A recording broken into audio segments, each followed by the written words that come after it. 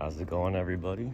Today we're going to be doing a cold start video on my 1999 F250 7.3.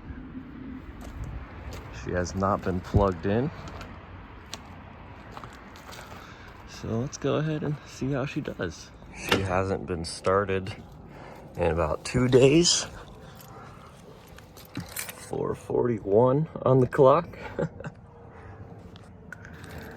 Let's see. It's about, I think, 48 degrees right now.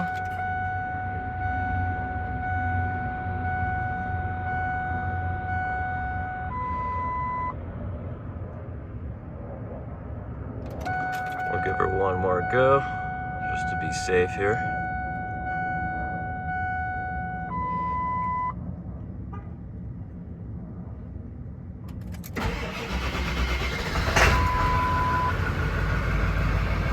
Charm. Just like nothing happened.